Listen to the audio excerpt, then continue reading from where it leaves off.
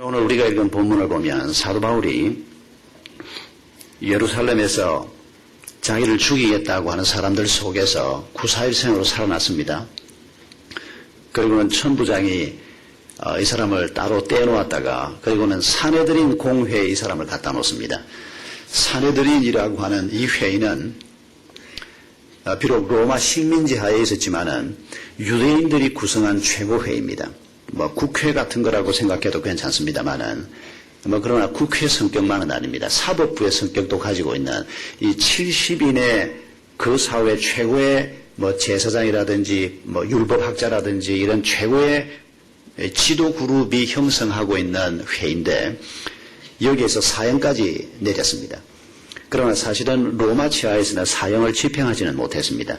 예수님도 여기에서 사형 선고를 받았지만은 로마가 허락하지 않으면 사형을 집행할 수는 없는 그런 때였습니다만은 이 사내들인에 잡혀가서 사람들이 재판받는 걸 다 두려워했습니다. 거기에 똑똑한 사람들이 많고 거기에 70명 앞에 사람을 갖다 놓고는 이 신문하고 야단을 치고 그것이 바로 사내들인입니다. 사도 바울이 거기에 갔습니다. 거기에서 사내들인에서 재판을 받고 그리고 그날 저녁에 하나님께서 바울 곁에 나타나셔서 말씀하시는 장면이 오늘 본문에 나옵니다. 여러분, 바울이 담대한 사람이긴 했지만은 바울도 성격도 강하고 어디 가서 믿음도 좋았지만은 배짱도 있고 자기 나름대로 한가닥 하는 사람이고 훈련도 많이 받은 사람이지만은 그러나 사람들이 달겨들어서 죽이겠다고 그러지요. 거기다가 상당히 린치도 가해지고 이 폭력도 이미 자기 몸에 당했지요. 거기다가 사내들인까지 잡혀가서 재판을 받으면서 이 바울의 마음이 얼마나 힘들고 어려웠을 것인가를 우리가 짐작할 수가 있습니다. 그런 한 며칠을 보내는 중에 주께서 하나님께서 바울 곁에 와서 바울아 하고 그의 이름을 부르면서 그와 교제를 나누었다고 말씀하고 있습니다. 비록 바울이 건사한 집에 앉아서 예수님을 만난 건 아니지만은 바울이 잔치상을 받아놓고 예수님을 만난 건 아니지만은 그러나까지 잔치상이 문제겠습니까? 바울이 앉아있는 곳이 아주 고상하고 아주 치장을 잘해놓은 집이 아니라는 것이 문제겠습니까? 하나님이신 그분이 바울 곁에 와서 바울의 이름을 불러주시고 바울의 손을 잡아주시고 바울이 가야 할 삶에 대해서 말씀해 주시는 이런 친밀한 하나님과의 관계를 지금 우리에게 보여주고 있습니다. 여러분, 우리가 신앙생활을 하면서 꿈꾸어야 할 중요한 욕심 중에 하나가 바로 이런 것이라고 생각합니다. 하나님하고 이렇게 가까운 관계가 되고 하나님께서 내 삶에 순간순간 개입하시고 나와 함께 해주시는 이런 친밀한 관계를 만들어 간다면 여러분, 우리 삶은 이 땅에서 더 이상 부러울 것이 없을 것입니다. 두려워할 것도 없을 것입니다. 어떻게 하면 우리가 이런 관계를 만들어 갈 수 있을까? 오늘 본문은 아주 간단하게 답합니다. 예수 그리스도의 증인이 되면 됩니다. 여러분, 예수님께서 바울에게 와서 네가 예루살렘에서 나를 증거한 것처럼 로마에 가서도 나를 증거하라. 그게 예수님께서 바울에게 나타난 가장 중요한 이유였습니다. 물론 바울을 격려하기도 하고 바울을 위로해 주고 싶어서 오시기도 했지만은 우리 주님 마음속에 주님이 33년 동안 이 땅에 계실 때나 혹은 성천하셔서 하늘에 계실 때나 우리 주님 마음속에 가득 차 있는 것은 이 땅에 하나님의 나라를 세우는 것입니다. 로마 가지고는 안 되기 때문에 미국 가지고는 안 되고 일본 가지고는 안 되고 대한민국 가지고는 안 되고 하물며 저 북한 가지고는 더더군다나 안 되기 때문에 하나님께서 이 땅의 사람들을 위해서 하나님의 나라를 세우는 일이 지금도 우리 하나님 마음에 가득 차 있습니다. 이런 하나님의 마음을 대변할 사람들이 필요하다는 것입니다. 이런 하나님의 마음, 예수 그리스도의 마음을 대변하면서 우리 주님이 이런 분이요 하고 우리가 그 주님의 증인 노릇을 한다면 그 사람은 주님하고 친해지지 않을래야 친해지지 않을 수가 없습니다. 사실은 이미 친하기 때문에 그런 자리에 서게 됩니다만은 바울이 우리 주님하고 이미 친했기 때문에 지금 여기까지 왔습니다만은 그러나 또 한 번 주님이 그 곁에 나타나서 손을 잡아주시는 것도 바로 그것 때문입니다. 여러분, 주님이 중요하게 여기는 일을 우리도 중요하게 여기고 주님이 그거 별로야 그러는 일을 우리도 별로로 여기면 주님과 우리는 틀림없이 친밀한 관계가 될 수 있습니다. 반면에 주님이 굉장히 중요하게 여기는 일을 나는 하찮게 여기고 주님이 하찮게 여기는 일을 나는 너무너무 중요하게 여기면서 우선순위를 바꾸어 놓고 살면 여러분 그 사람은 하나님하고 절대 친해질 수가 없습니다. 소 닭 보듯이 닭 소 보듯이. 여러분 하나님이 우리를 보는데 너 주일 예배 왔냐? 그래 잘 왔다 가라. 닭 소 보듯이 소 닭 보듯이. 저는 닭과 소가 진짜 그렇게 쳐다보는지 잘 모르겠습니다만은 뭐 어릴 때부터 많이 들어오던 말이 돼서 이 말이 입에 올라 있습니다만은 세상에 하나님 우리를 그렇게 본다면 이거 얼마나 억울한 일입니까? 우리가 이렇게 시간 내서 예배에 왔는데 우리가 성경도 읽고 주님이 말씀하시는 것을 위해서 뭔가 살아보려고 하는 사람들인데 정작 주님하고 우리하고가 뭐 이런 아주 이상한 관계, 이런 관계가 된다면 여러분 이건 우리에게 아주 부끄러운 일이요, 우리에게 불행한 일이 될 것입니다. 주님은 우리 삶의 모든 영역에서 우리가 주님의 정인이 되기를 원하십니다. 우리가 그런 열정과 그런 마음을 가지고 살면 주님이 바울에게 나타난 것처럼 우리에게 나타나시고 우리와 함께 하시고 우리와 동행하실 것입니다. 아니 이미도 동행하고 계십니다마는 더 친숙한 분으로 우리와 함께 하실 것입니다. 우리 자신이 가지고 있는 상처를 하나님의 도우심으로 성령의 도우심으로 치유받음으로 주님께서 내 상처를 치유하시는 분이라는 것에 대해서 우리가 정인이 되어야 하는 겁니다. 우리가 물 가운데를 가든지 불 가운데를 가든지 하나님께서는 우리가 주님의 정인이 되기를 원하시는 것입니다.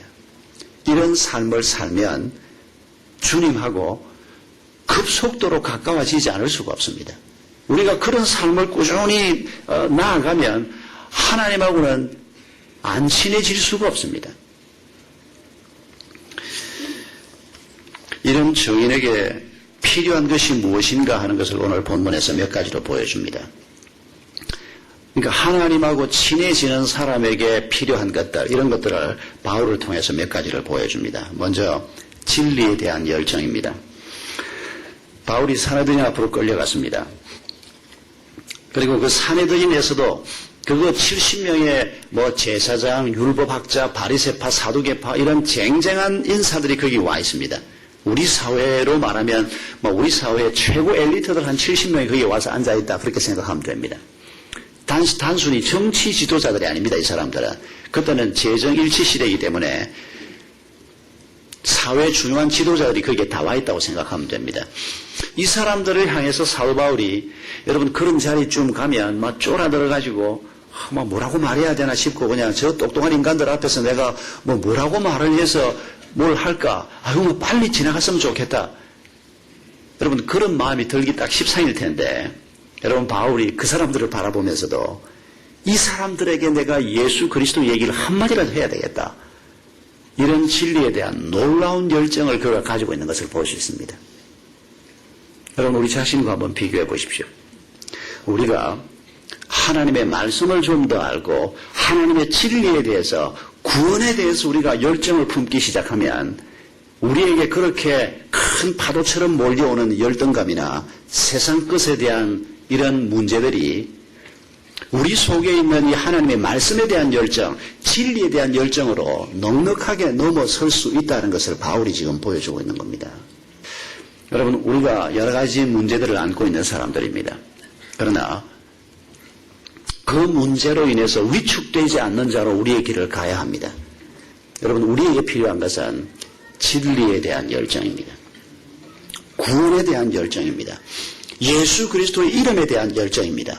예수 그리스도를 저 사람이 만나기만 하면 저 사람 삶이 전혀 달라질 것인데 예수 그리스도의 말씀이 이 세상에 제대로 담기기만 하면 이 세상이 정말 살만한 세상이 될 텐데 여러분 이런 열정입니다. 하나님의 진리에 대한 열정을 우리가 품고 우리의 삶의 길을 가면 틀림없이 우리가 주님과 친밀한 사람이 되고 이 땅에 하나님의 아름다운 일들을 이루는 사람들이 될 수 있을 것입니다. 제가 그제 글을 읽다가 이런 인상적인 글을 하나 읽었습니다. 미국의 짐이라고 하는 청년이 있었습니다. 믿음의 가정에서 자란 사람이었습니다. 그런데 고등학교를 졸업하고 난 다음에 떠들치워 버렸습니다. 그냥. 그러니까 청소년 시절에 믿음을 갖지 못한 겁니다. 그런데 뭐 형이랑 누나랑 가족들은 다 신앙생활을 잘 하는데 이 사람 혼자서 가족 관계는 뭐 좋은데 자기는 뭐 예수 못 믿는다. 그리고 고등학교를 졸업하고 7년이 지나도록 교회는 안 나가고 뭐 가족들하고 같이 이렇게 지내고 한 집에 살기는 했는데 그런데 이 청년이 그러니까 한 21대 됐겠지요. 고등학교 졸업하고 7년이니까 20대 중반에 자기 가족들이 다니는 교회에 부흥사경회가 열렸습니다.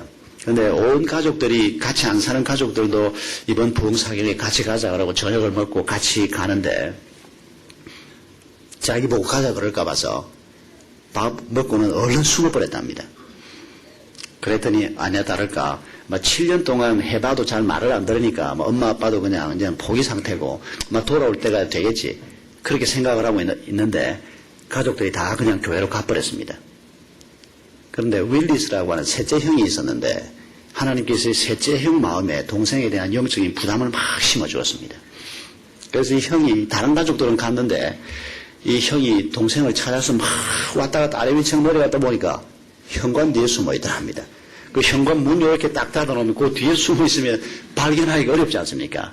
형이 발견을 했습니다. 그리고 동생을 데리고 같이 교회 가자. 하나님 말씀 다시 한번 들어보자. 나는 안 간다고. 막 고집을 부리고 원래 고집이 좀 셌답니다. 그 동생이.